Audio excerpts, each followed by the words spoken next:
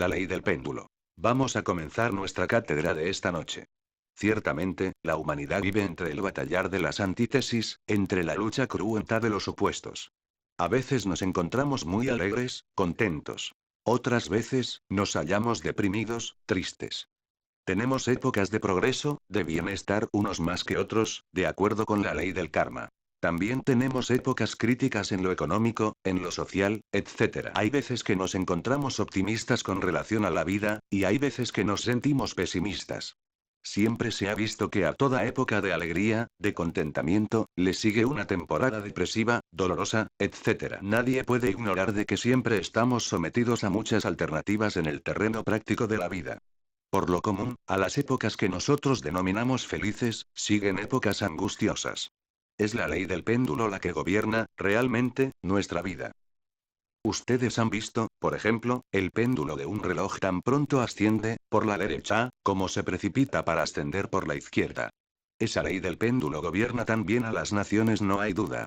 En las épocas, por ejemplo, en que Egipto florecía a las orillas del Nilo, el pueblo judío parecía o no es que parecía, era nómada en el desierto. Mucho más tarde, cuando el pueblo egipcio decayó, se levantó victorioso el pueblo hebraico, es la ley del péndulo.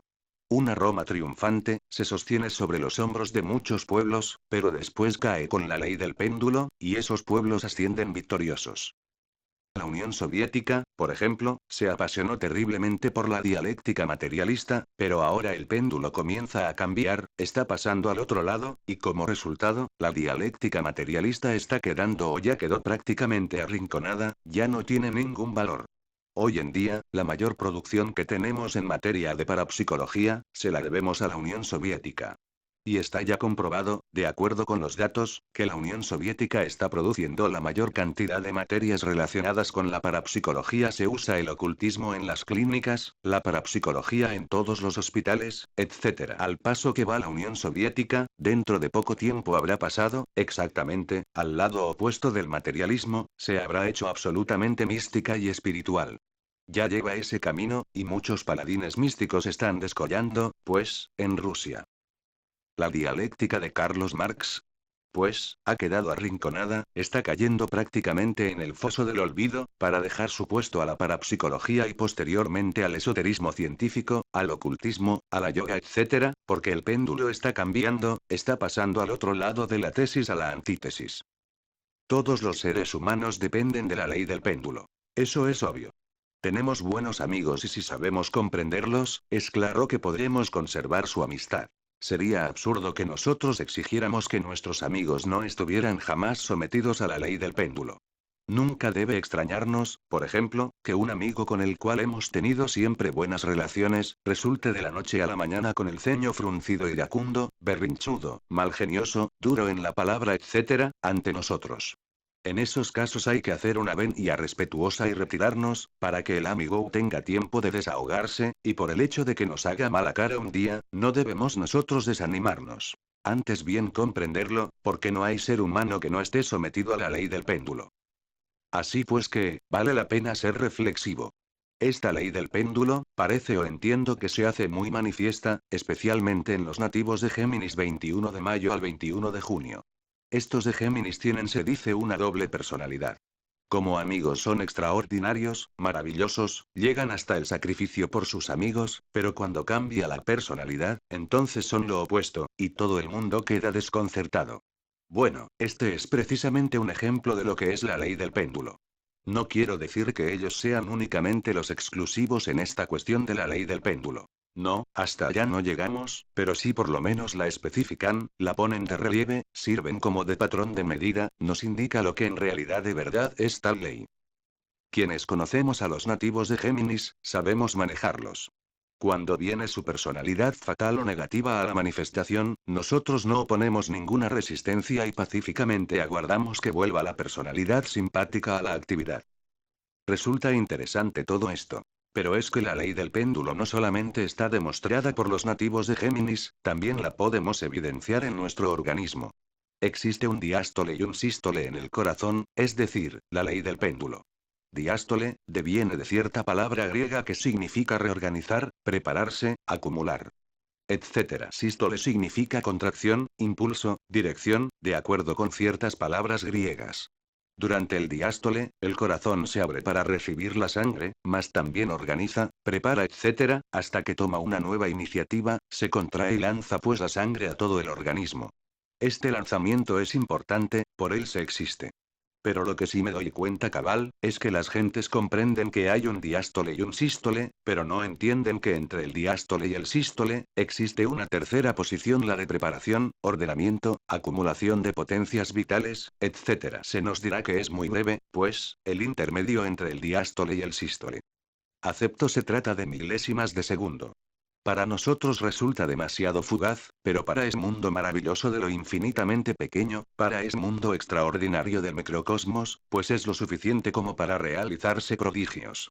Mirando las cosas desde este ángulo, me parece que nosotros deberíamos orientarnos con la cuestión esta del diástole, el sístole y su síntesis organizativa. Eso es obvio. La gente toda, en sus relaciones o interrelaciones, vive completamente esclavizada por la ley del péndulo. Tan pronto suben con la alegría desbordante, cantando victoria, como se van al otro lado, deprimidos, pesimistas, angustiados, desesperados. La vida parece complicarse toda, de acuerdo con la ley del péndulo. Las altas y bajas de la moneda, subidas y bajadas de las finanzas, las épocas de maravillosa armonía entre los familiares, los tiempos de conflictos y problemas, se suceden todos inevitablemente, de acuerdo con la ley del péndulo. Para nuestro modo de ver las cosas, debemos asegurar, en forma enfática, que la ley del péndulo es mecanicista en un 100%. Esa ley del péndulo la tenemos en nuestra mente, en nuestro corazón y en los centros motor instintivo sexual. Es obvio que en cada centro existe la ley del péndulo. En la mente, está perfectamente definida con el batallar de las antítesis, en las opiniones encontradas, etc. En el corazón, con las emociones antitéticas, con los estados de angustia y de felicidad, de optimismo y depresión. En el centro motor, instintivo sexual, se manifiesta con los hábitos, las costumbres, con los movimientos. Fruncimos el ceño, estamos adustos. Cuando nos hallamos deprimidos o sonreímos alegres, bajo el impulso, pues, del centro motor. Cuando nos hallamos muy contentos, etc. Saltamos, brincamos, llenos de alegría por una buena noticia, o nos tiemblan las pantorrillas ante un peligro inminente. Tesis y antítesis del centro motor, la ley del péndulo en el centro motor. Conclusión: somos esclavos de una mecánica. Si alguien nos da palmaditas en el hombro, sonreímos tranquilos. Si alguien nos da una bofetada, contestamos con otra. Si alguien nos dice una palabra de alabanza, felices nos sentimos, pero si alguien nos hiere con una palabra agresiva, nos sentimos terriblemente ofendidos. Total, somos maquinitas sometidas a la ley del péndulo, cada cual puede hacer de nosotros lo que le venga en gana. ¿Quieren vernos contentos? Denos unas cuantas palmaditas en el hombro y unas cuantas lisonjas al oído, y estamos contentísimos. ¿Quieren vernos llenos de ira? Díganos una palabra que nos hiera el amor propio, dígasenos cualquier palabra dura y nos verán también ofendidos, iracundos. Así pues, la psiquis de cada uno de nosotros, en realidad de verdad, está sometida a lo que los demás quieran. No somos, eso es triste decirlo, dueños de nuestros propios procesos psicológicos. Cualquiera puede manejar nuestros procesos psicológicos, somos verdaderas marionetas que cualquiera maneja. Si yo quiero tenerlos aquí contentos a ustedes, me basta endulzarles el oído, alabarlos y los tengo felices. Si yo quiero que ustedes queden disgustados conmigo, me pongo a ofenderlos, y entonces ustedes fruncen el ceño, el entrecejo. Ya no me miran con dulces ojos como en este momento me están mirando, sino en forma iracunda, con ojos de pistola. Pero si yo quiero volverlos a ver contentos, vuelvo y les digo unas palabritas dulces, y vuelven a estar contentos y me vuelven a mirar dulcemente. Conclusión: se convierten para mí, ustedes, en un instrumento en el que puedo yo tocar melodías, ya dulces, ya graves, ya agresivas, ya románticas, como quiera. Entonces, ¿dónde está, pues, la individualidad de las gentes? Pues no la poseen, si no son dueños de sus propios procesos psicológicos. Cuando uno no es dueño de sus propios procesos psicológicos, no puede decir, realmente, que posee una individualidad. Salen ustedes, por ejemplo, a la calle. Van muy contentos, mientras no haya algo que les disguste. Tal vez vayan manejando su carrito, y por ahí viene un loco, de esos que andan por la ciudad, y los rebasa por la derecha y se les atraviesa. Esto les ofende terriblemente. Ustedes no protestan en ese momento con la palabra, por lo menos protestan con el claxon, pero sin protestar no se quedan. Es decir, el del carrito que los rebasó, que los molestó, que los fastidió, los hizo cambiar totalmente. Si iban contentos, se llenaron de ira. Entonces el del carrito pudo más sobre ustedes, pues pudo manejar sus psiquis y ustedes no pudieron. ¿Van viendo, pues, la ley del péndulo? Bueno, ¿habría alguna forma de escaparse uno de esta terrible ley mecánica del péndulo? ¿Creen ustedes que hay alguna manera de escapar? Si no la hubiera, estaríamos condenados a vivir una vida mecánica, por secula seculorum, amén. Obviamente que tiene que haber algún sistema que nos permita evadir esa ley, o manejarla.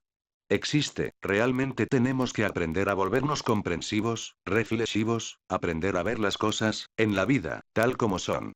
Obviamente que cualquier cosa en la vida, tiene dos caras. Una superficie cualquiera, nos está indicando la existencia de una cara opuesta. Eso es incuestionable. El anverso de una medalla nos sugiere el reverso de la misma. Todo tiene dos caras. Las tinieblas son lo opuesto de la luz. En los mundos suprasensibles, puede evidenciarse que al lado de un templo de luz, existe siempre un templo tenebroso. Eso es claro. Pero, ¿por qué cometemos nosotros el error de alegrarnos ante algo positivo y de protestar ante algo negativo, si son las dos caras de lo mismo? Pienso que el error más grave en nosotros, consiste precisamente en no saber mirar las dos caras de cualquier cosa, o de cualquier circunstancia, etc. Siempre vemos más una cara, nos identificamos con ella y sonreímos. Pero cuando se nos presenta la antítesis de la misma, protestamos, rasgamos nuestras vestiduras, tronamos y relampagueamos. No queremos nosotros, en verdad, cooperar con lo inevitable y ese es nuestro error, precisamente. Hay veces que nos apasionamos por un platillo de la balanza y otras veces por el otro platillo. Hay veces que nos vamos a un extremo del péndulo y hay veces que nos vamos al otro, y por este motivo no hay paz entre nosotros, nuestras relaciones son muy pésimas, conflictivas. A toda época de paz le sucede una época de guerra, y a toda época de guerra, le sucede una de paz. Somos víctimas de la ley del péndulo y eso es doloroso. A eso se debe, precisamente, la tempestad de todos los exclusivismos, la lucha de clases, los conflictos entre el capital y los trabajadores, etc. Si nosotros pudiéramos ver las dos caras de toda cuestión, realmente todo sería diferente. Mas nos falta comprensión. Si queremos ver las dos caras de cada cuestión, se hace necesario, a mi modo de entender las cosas, vivir no dentro de la ley del péndulo, sino dentro de un círculo cerrado, un círculo mágico. Imaginemos nosotros un círculo o alrededor de nosotros, un círculo mágico. Por ese círculo van pasando todos los pares de opuestos de la filosofía, las tesis y las antítesis, las circunstancias agradables y desagradables, las épocas de triunfo y de fracaso, el optimismo y el pesimismo, lo que llaman bueno y lo que las gentes llaman malo, etc. Alrededor de ese círculo mágico podemos ver un desfile muy interesante. Descubriremos, por ejemplo, que a toda gran alegría le suceden, enseguida, estados depresivos angustiosos, dolorosos. Cuando las gentes se carcajean más, las lágrimas son mayores y los llantos peores. Observen, habrán visto ustedes que ha habido en la vida, instantes en que todo el mundo ríe la familia, que todos están contentísimos, que no hay sino carcajadas y alegría. Mala cosa esa. Cuando uno ve en una familia eso, puede profetizar, seguro de que no va a fallar, de que a esa familia le aguarda un sufrimiento, en que todos van a llorar. Eso es seguro, porque todo es doble en la vida. A la mueca esa de la carcajada, le sigue otra mueca fatal, la del supremo dolor y el llanto. A los gritos de alegría, etc., le suceden los gritos de supremo dolor. Todo tiene dos caras, la positiva y la negativa. Eso es obvio. Este signo, por ejemplo, lo indica esotérico. Supongan ustedes, o refléjenlo aquí, en el suelo. Observen en el suelo la sombra. ¿Qué se ve? El diablo, eso es claro, y sin embargo es el signo del esoterismo, pero su sombra, obviamente, tiene la cara del diablo. Todo es doble en la vida, no hay nada que no sea doble. Cuando uno se acostumbra a ver las cosas desde el centro de un círculo mágico, todo cambia, se libera de la ley del péndulo. En cierta ocasión, cuando tuve yo el cuerpo físico de Tomás de Kempis, escribí en una obra titulada La imitación de Cristo, la siguiente frase: no soy más porque me alaben, ni menos porque me vituperen, porque siempre soy lo que soy. Eso es claro, todo tiene su doble cara, la alabanza y el vituperio, el triunfo y la derrota. Todo tiene dos caras. Cuando uno se acostumbra a ver cualquier circunstancia, Cualquier cosa, cualquier acontecer, en forma íntegra, unitotal, con sus dos caras, pues se evita en la vida muchos desengaños, muchas frustraciones, muchas decepciones, etc. Si uno trata a una amistad, a un amigo, pues debe comprender que ese amigo no es perfecto, que tiene sus agregados psíquicos, que en cualquier momento podría pasar de amigo a enemigo, lo que es normal, además. Y el día que eso suceda de verdad, el día que ese acontecer se realice, no pasa uno por ninguna desilusión, está curado en salud. Eso es obvio. Recuerdo cuando empecé yo con el movimiento gnóstico. Por ahí, unas 3 o 4 personas me seguían, y en verdad yo había puesto todo mi corazón en esa gente, luchando por ayudarles que salieran en cuerpo astral, que la meditación, que en el estudio de la gnosis, etc. Logré formar cierto grupito. Todo aguardaba entonces, menos que alguien del grupito se retirara, puesto que había venido, pues, de lleno dedicado a formar ese grupito con mucho amor. Claro, cuando uno de los del grupo se retiró, sentí como si me hubieran clavado un puñal en el corazón. Dije, pero si yo he luchado tanto por este amigo, si yo quería que él marchara por la senda, como debía ser. Si yo no le he hecho ningún mal, entonces ¿por qué me traiciona? Se afilió a otra escuela. Todo pensaba, menos que alguien que está recibiendo las enseñanzas, pudiera afiliarse a otra escuelita. Sin embargo, resolví continuar estoicamente con mi trabajo. Fueron aumentando en el grupo, y llegó el día en que había mucha gente. Por aquellos días se me dijo en los mundos superiores, que el movimiento gnóstico era un tren en marcha y que unos pasajeros se bajaban en una estación y que otros subían en otra estación. Que más allá bajaban otros, y mucho más allá subían otros. Conclusión, era un tren en marcha, y yo era el maquinista que iba conduciendo la locomotora. Por lo tanto, no debería preocuparme. Así lo entendí, y realmente más tarde lo pude comprobar. Unos pasajeros subían en una estación y se bajaban más adelante, y así sucesivamente. Desde entonces me volví estoico. Vi también que se retiraba uno y llegaban 10. Bueno, dije, entonces no hay por qué preocuparse tanto. Desde aquella época, pues, después de un gran sufrimiento por uno que se retiró, aprendí que muy raro es el que llega a la estación final. Eso me costó bastante dolor. Que hoy se retira un hermano, que le vaya bien. Ya no soy aquel que se llenaba de terrible angustia, desesperado por el hermanito. Esos tiempos ya pasaron. Que se retira uno. Llegan 10, llegan 20. Pues sí, cuando hay tanta gente, por gente no debemos pelear. Eso es claro. Todos están sometidos a la ley del péndulo. Los que hoy se entusiasman por la gnosis, mañana se desilusionan. Eso es normal, todos viven dentro de esa mecánica. Aprendí, entonces, a ver las dos caras de cada persona. ¿Se afilia a alguien a la gnosis? La ayudo y todo, pero estoy absolutamente seguro que ese alguien no va a permanecer con nosotros toda la vida, que ese alguien no va a llegar a la estación final. ¿Cómo lo sé por anticipado? Pues estoy curado en salud. Me he colocado, exactamente, en el centro del círculo mágico, para ver todo lo que en el círculo va pasando, cada circunstancia, cada persona, cada acontecer, cada suceso con sus dos caras, positiva y negativa. Si uno se sitúa en el centro y ve pasar todo a su alrededor, sin tomar partido por la parte positiva o por la negativa de cada cosa, pues se evita muchos desengaños, muchos sufrimientos. El error más grave en la vida es querer ver nada más que una cara de cualquier cuestión, una cara de una arista, una cara de una circunstancia, una cara de un objeto cualquiera, una cara de un acontecer. Eso es grave, porque todo es doble. Cuando viene la parte negativa, entonces siente uno que le clavan 7 puñales en el corazón. Hay que aprender a vivir, mis amigos, hay que saber vivir, si es que ustedes quieren llegar lejos. No como muchos.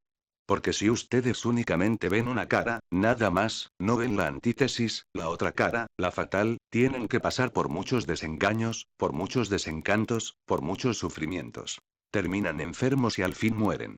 La pobre Blavatsky, por ejemplo, la mataron. ¿Quiénes la mataron? Todos sus calumniadores y detractores y enemigos secretos y amigos, o esos que se dicen amigos. Sencillamente la asesinaron. No con pistolas ni con cuchillos. No hablaron mal de ella, la calumniaron públicamente, la traicionaron, etcétera, etcétera, etcétera, y otras tantas hierbas. Conclusión: murió la pobre, llena de sufrimientos. Yo francamente, lo lamento mucho, pero ese gusto sí no se lo voy a dar a todos los hermanitos del movimiento. Yo veo, en cada hermanito, dos caras. Un hermano que hoy está con nosotros, un hermanito que estudia nuestra doctrina, lo aprecio, lo amo, pero el día en que se retira, para mí es normal que se retire. Más bien me extraño cuando alguien dura demasiado. Pero, para aprender esta horrible lección, tuve que sufrir fuertemente. Los primeros, sí, fue como si me clavaran un puñal en el corazón. Ya, después, me volví como mejor, parece que me salió un callo en el corazón. De manera que lo de la Blavatsky no lo voy a hacer, porque yo estoy mirando las dos caras de cualquier cuestión. Estoy en una tercera posición, en la posición en que está el corazón cuando se está preparando para su sístole. Él está en estado de alerta, absorbiendo en sus profundidades, preparando, organizando, para luego recogerse, comprimirse y lanzar la sangre por el organismo. Mejor dicho, considero que mejor es estar uno en el centro de un círculo mágico, que en los extremos del péndulo. Ese centro, en el Oriente, en la China, especialmente, se llama el Tao. Tao es el trabajo esotérico gnóstico, Tao es el camino secreto, Tao es algo muy íntimo, Tao es el ser. Cuando uno vive en el centro del círculo, pues no está metido dentro de ese jueguito mecánico de la ley del péndulo, no está sometido a las alternativas esas de angustia y de alegría, de triunfo y de fracaso, de alegría y de dolor, de optimismo y pesimismo, etc. No, se ha liberado de la ley del péndulo. Eso es obvio. Pero, repito, hay que aprender a ver, cada cosa, en sus dos caras positiva y negativa, y no identificarse ni con la una ni con la otra, porque ambas son pasajeras. Todo pasa, en la vida, todo pasa. Dentro del mundo este que podríamos llamar intelectual, siempre se tiene como una cierta aversión a las opiniones. Porque tengo entendido que una opinión emitida, no es más que la exteriorización intelectiva de un concepto, con el temor de que otro sea el verdadero. Esto, naturalmente, acusa supina ignorancia. Esto es grave, allí están las antítesis. Todavía no entiendo, no lo comprendo, por qué motivo cierta pitonisa sagrada le dijo a Sócrates que había algo entre la sabiduría y la ignorancia, y que ese algo era la opinión. Sinceramente, aunque sea muy sagrada esa pitonisa, no he podido aceptar su tesis, porque la opinión, pues, viene de la personalidad y no del ser. La personalidad, realmente, conduce a los seres humanos hacia la involución sumergida de los mundos infiernos. La personalidad, como les decía en cierta ocasión, tiene muchos trasfondos, es artificiosa, está formada por las costumbres que nos enseñaron, con esa falsa educación que recibimos en las escuelas y colegios, que nos separó del ser, que no guarda ninguna relación con las distintas partes ser. Esta personalidad es artificiosa. Como quiera que nos aleja de nuestro propio ser interior profundo, obviamente nos conduce por un camino equivocado que nos lleva hacia la involución del reino mineral sumergido. De manera que estoy pensando aquí en voz alta que cuando uno no sabe algo, es preferible callarse antes que opinar, porque la opinión es el producto de la ignorancia. Uno opina porque ignora si no, no opinara. Uno emite un concepto, con temor de que otro sea el verdadero. Vean ustedes ese dualismo de la mente. Es terrible el batallar. A una opinión se le contrapone otra. En realidad, la personalidad se mueve dentro de la ley del péndulo, vive en el mundo de las opiniones contrapuestas, de los conceptos antitéticos, del batallar de las antítesis. Entonces no sabe nada la personalidad, y la opinión es producto de la ignorancia. Si analizamos lo que es la personalidad, que es la que origina la opinión, llegamos a la conclusión de que la opinión es el resultado de la ignorancia. De manera que lo que esa pitonisa le dijo a Sócrates, parece equivocado. Le pregunta Sócrates, también, a la pitonisa Divinus se llamaba la pitonisa de Delfos sobre el amor. Dice Sócrates que el amor es bello, inefable. Sutil. La pitonisa le contesta que propiamente, no es bello. Sócrates le dice, asombrado le responde, ¿acaso no es bello? Entonces es feo. La pitonisa le dice, no puedes ver sino lo feo, como si no existiera más que lo feo. ¿No puedes concebir que entre lo bello y lo feo hay algo diferente, algo distinto? El amor no es ni bello ni feo, es diferente y eso es todo. Sócrates, como era un sabio, tuvo que guardar silencio. Claro, como estoy pensando aquí en voz alta con ustedes, les invitaría a la reflexión. ¿Cómo han visto ustedes el amor? ¿Cómo lo han visto? No como se lo han dicho que es, sino como ustedes lo han sentido, bello o feo. ¿Alguno de ustedes me puede dar una respuesta? ¿Quién gustaría contestar? Pregunta, maestro, cuando se está enamorado, pues es bello, y si uno recibe amor del ser que ama, pues es doblemente bello. Respuesta, a ver. Pregunta, siempre se ha relacionado a la belleza con el amor y lo feo con la antítesis del amor. Son dos aspectos psicológicos que nuestras abuelitas, de niños, cuando nos hablaban de las hadas, nos las pintaban así por ser buenas, bellas, y cuando nos hablaban de los ogros, por ser malos, nos los pintaban feos. Entonces creo que está, el amor, más allá de esos principios. Respuesta, están, pues, dadas dos respuestas. Mas debe hacerse una diferencia entre lo que es bello y lo que es el amor. De manera que no está muy completa la cuestión. A ver si otro da una respuesta. A ver tú. Pregunta, presiento que el amor está más allá de ese par de opuestos, trasciende lo bello y lo feo, está más allá. Respuesta, la respuesta está muy interesante. A ver, dime, hermano. Pregunta, el amor es inefable, porque no es una cuestión intelectiva. Es una emoción que podríamos llamar sublime. Respuesta, esa respuesta está más trascendental. Pregunta, maestro, yo considero que el amor es indefinible. Cuando uno siente amor, no se puede expresar con palabras. Maestro, yo diría que para nosotros es muy difícil decir si el amor es bello o feo, porque nosotros no conocemos el amor. Respuesta, bueno, a ver, la última de las respuestas. Pregunta, pienso que como todo lo captamos desde el punto de vista de nuestra humana personalidad, todo es relativo, somos víctimas de las circunstancias y no profundizamos, entonces el amor se escapa a lo nuestro. Eso pertenece realmente al ser, no a la humana personalidad. Respuesta, te hemos escuchado. ¿Quién más va a decir algo? Pregunta, el amor es del ser. La única razón del amor, es el mismo. Respuesta, está bien.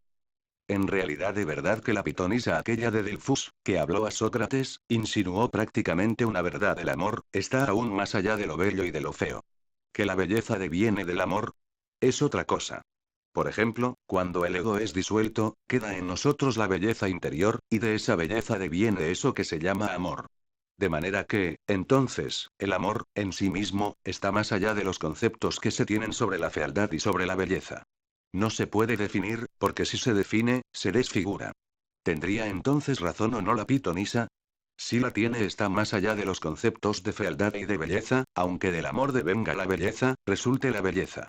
Donde existe el verdadero amor, existe la belleza interior. Eso es obvio.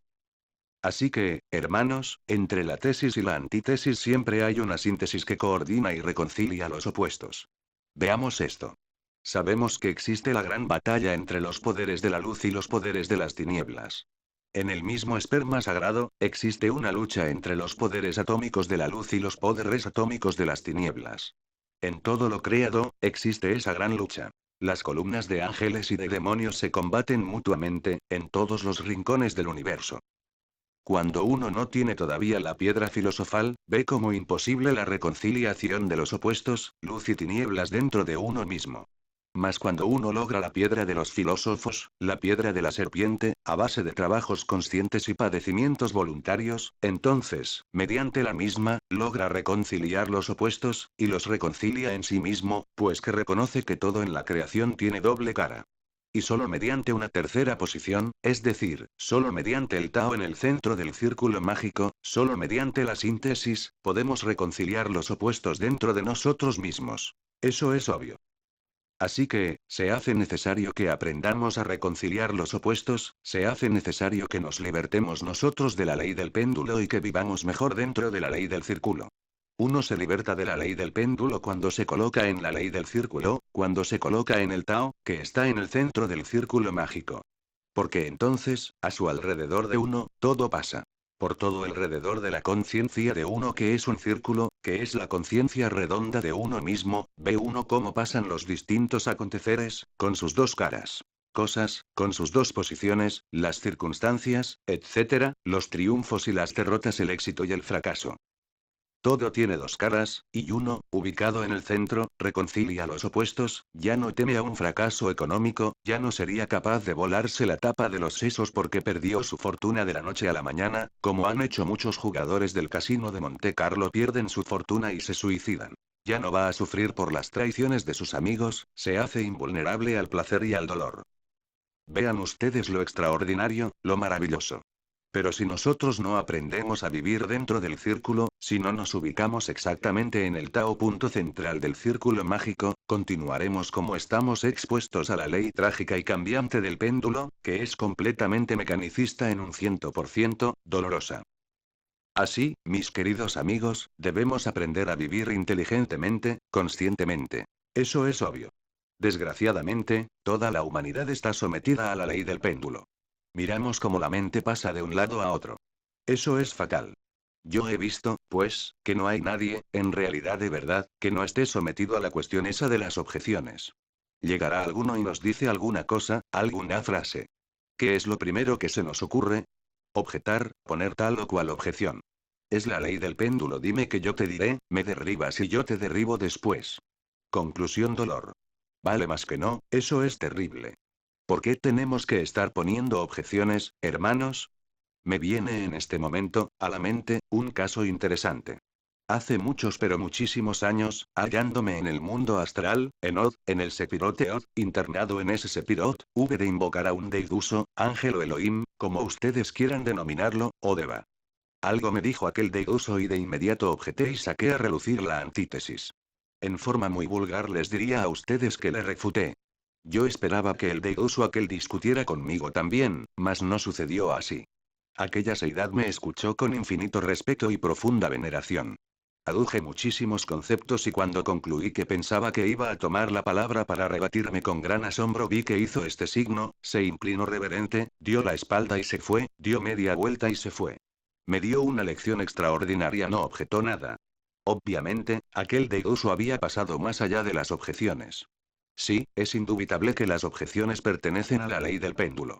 Mientras uno esté objetando, está sometido a la ley del péndulo. Todo el mundo tiene derecho a emitir sus opiniones, cada cual es libre de decir lo que quiera. Nosotros debemos, sencillamente, escuchar al que está hablando, con respeto. ¿Terminó de hablar? Nos retiramos.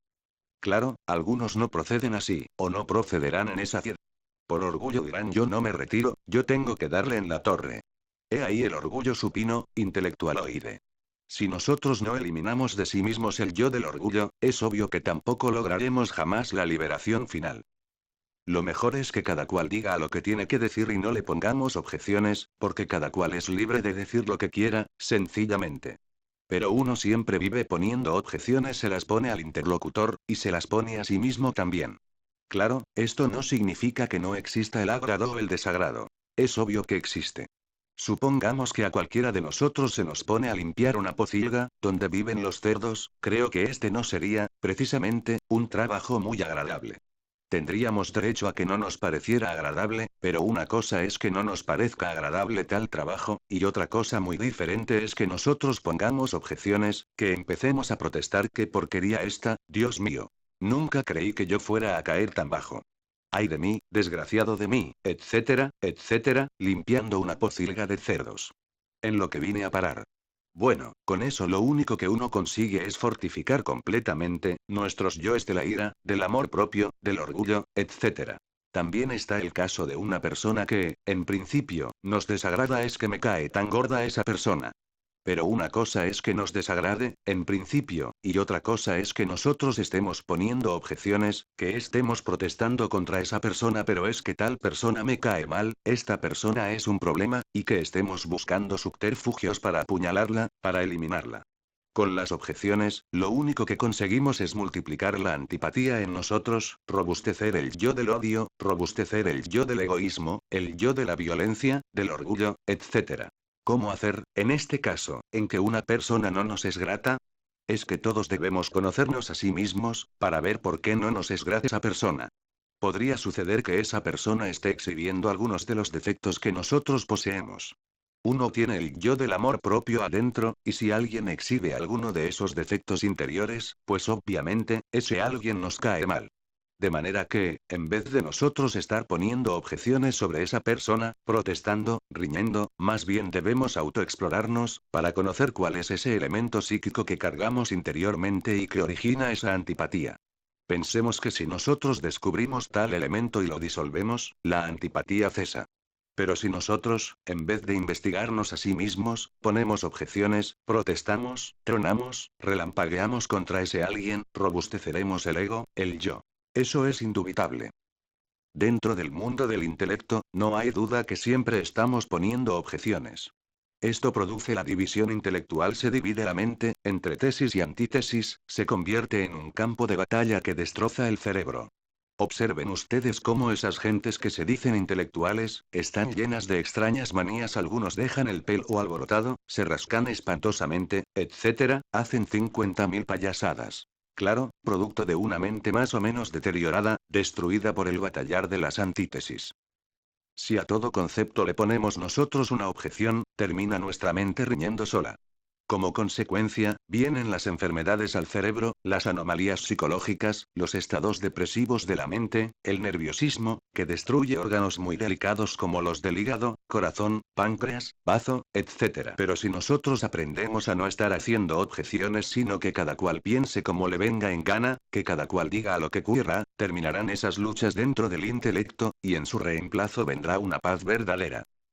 La mente de las pobres gentes, está riñendo a todas horas, riña entre sí, espantosamente, y eso nos conduce por un camino muy peligroso, camino de enfermedades al cerebro, de enfermedades a todos los órganos, destrucción de la mente, muchas células son quemadas inútilmente. Hay que vivir en santa paz, sin poner objeciones. Que cada cual diga lo que quiera y piense lo que le venga en gana. Nosotros no debemos poner objeciones, que así marcharemos como debe ser conscientemente. Así que, hay que aprender a vivir. Desgraciadamente, no sabemos vivir, estamos metidos dentro de la ley del péndulo. Ahora que, sí, yo reconozco, aquí, platicando con ustedes, que no es cosa fácil no poner objeciones. Salimos nosotros de aquí, agarramos nuestro carrito. De pronto, más adelante, alguien nos rebasa por la derecha, se nos atraviesa. Bueno, si no decimos nada, por lo menos tocamos el claxon en señal de protesta. Aunque sea haciendo sonar el claxon, pero protestamos. Que alguien nos dice algo, en un momento en el que abandonamos la guardia, y seguro que protestamos, ponemos objeciones. Es muy difícil, espantosamente difícil, no poner objeciones. En el mundo oriental, esto se ha reflexionado profundamente, también en el mundo occidental. Yo creo que hay veces en que hay necesidad de apelar a un poder que sea superior al de nosotros, si es que queremos libertarnos de esa cuestión de las objeciones. En cierta ocasión, en que iba un monje budista caminando, por allá por las tierras esas del mundo oriental, en un invierno espantoso, lleno de hielo y de nieve y de bestias salvajes. Claro, esto le proporcionaba sufrimientos al pobre monje, naturalmente protestaba, ponía sus objeciones. Pero, tuvo suerte el pobre cuando estaba desmayándose, en meditación se le aparece Amitabha, es decir, Amitabha, en realidad de verdad, es el dios interno de Gautama, el Buda, Sakyamuni, y le entregó un mantram para que pudiera, pues, sostenerse fuerte y sin hacer objeciones. Algo que le ayudase para no estar protestando, a cada rato, contra sí mismo, contra la nieve, contra el hielo, contra el mundo. Ese mantram es utilísimo, se los voy a vocalizar bien para que los graben en su memoria y para que quede grabado también en estas cintas que traen ustedes aquí, en sus grabadoras. Gaate, Gaate, Gaate. Mejor es que se los deletree Gaate. Ese mantram, tengo entendido que le permitió, a aquel monje budista, abrir el ojo de Dagma, y eso es interesante. Se relaciona con la iluminación interior profunda y con el vacío iluminador. Hubo necesidad de esa ayuda, pues, porque no es tan fácil dejar de poner objeciones. Un momento que descuide uno la guardia y está poniéndole objeciones a toda la vida, al dinero, a la inflación, al frío, al calor, etcétera, etcétera, etcétera. Muchos protestan porque está haciendo frío, protestan porque está haciendo calor, protestan porque no tienen dinero, protestan porque los picó un mosquito, por todo están protestando. Cuando uno, en realidad de verdad, vive siempre haciendo objeciones, se perjudica horriblemente, porque lo que ha ganado uno por un lado, disolviendo el ego, por otro lado lo está destruyendo con las objeciones. Si uno está luchando por no sentir ira, pero está poniendo objeciones, pues obviamente vuelve y coge fuerza el demonio de la ira. ¿Qué está haciendo uno la lucha terrible por eliminar el demonio del orgullo? Pero si pone objeciones a la mala situación, a esto o aquello, pues vuelve a fortificar ese demonio. ¿Qué está haciendo uno esfuerzos para acabar con la abominable lujuria? Pero si pone objeciones en un instante dado. Que porque la mujer no quiere tener relaciones sexuales con él, o la mujer que porque el hombre no la busca, y 50.000 objeciones así por el estilo, pues está fortificando el demonio de la lujuria. De manera de que si por un lado estamos luchando por eliminar los agregados psíquicos y por el otro lado los estamos fortificando, sencillamente nos estancamos. Así que, si ustedes quieren, en realidad de verdad, desintegrar los agregados psíquicos, tienen que terminar con esa cuestión de las objeciones. Si no proceden en esa forma, se estancan inevitablemente, no progresarán en modo alguno. Quiero pues que entiendan esto, mis estimables amigos, que lo comprendan de una vez. Bueno, hasta aquí por hoy la cátedra que hemos dado. Sin embargo, dejaremos abierta la puerta, para las preguntas que los hermanos tengan que hacer. A ver, habla, hermano. Pregunta, maestro, se dice que el silencio es la elocuencia de la sabiduría. Muchas veces, se dice, es tan malo callar cuando se debe hablar, como hablar cuando se debe callar. Y hay veces que es necesario hablar, tal vez en momentos de defensa, cuando lo están atacando, tal vez injustamente. Quisiera que me aclare, pues, este aspecto. Respuesta, uno tiene derecho a hablar, porque no es mudo ni nadie le ha cosido a uno la lengua. Pero lo que no es conveniente jamás, para nuestro propio bien, es estar haciendo objeciones, estar protestando, tronando y relampagueando porque está haciendo calor, porque está haciendo frío, disgustado con todo. Eso nos conduce, naturalmente, al fracaso. Necesitamos, repito, no hacer objeciones. Uno debe decir lo que tiene que decir, la verdad y nada más que la verdad, y dejar a los otros libertad para que opinen como les venga en gana, porque cada cual es libre de decir lo que quiera. Si uno no procede así, si a todas horas está haciendo objeciones, destruye su mente, destruye su propio cerebro y se ocasiona muchos daños a sí mismo. Además, fortifica el ego en vez de disolverlo. ¿Hay alguna otra pregunta? Pregunta, hay personas que viven, muy pero muy convencidas de que, a un momento de alegría le sucede uno de tristeza. Es decir, se programan en ese sentido, no se colocan dentro del círculo protector. Evidentemente, a esas personas les sucede eso, pero de una manera infalible, matemática. Tanto es así, que no disfrutan de los momentos de alegría porque ya, fatalmente, está temiendo el momento de tristeza. Quisiera que nos aclarara un poquito esto. Respuesta, esas personas se dan cuenta, realmente, que todo en la vida tiene dos caras, pero desafortunadamente no se colocan en el centro del círculo, no se colocan en el Tao. Cuando uno está en el Tao, sabe que ve pasar alrededor de sí mismo, alrededor de su propia conciencia, dentro de sí mismo, todos los acontecimientos de la vida con sus dos caras, y sabe que son pasajeros. Obviamente, entonces no se identifica ni con una cara ni con la otra, reconcilia los opuestos, mediante la síntesis. Tengamos el caso de alguien, por ejemplo, está en una gran fiesta, muy contento, muy alegre. Empero, ese alguien sabe que a todo momento de alegría, le sucede uno de dolor. Mas si esa persona está ubicada en el centro, en el Tao, entonces reconcilia los opuestos dentro de sí mismo, en su propio ser, en su propia conciencia.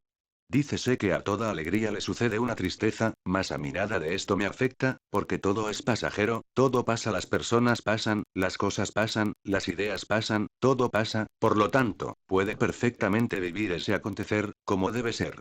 Una reflexión así, le permitirá a tal persona, estar en el evento sin preocupación alguna, está consciente, sabe que está en un momento pasajero, no lo elude, lo entiende, conoce sus dos caras. Sencillamente, vive a conciencia. Al reflexionar una persona así, actúa en la misma forma en que actúa el corazón, cuando en el diástole se abre y recibe, acumula, organiza, elabora, para luego entrar en actividad con el sístole.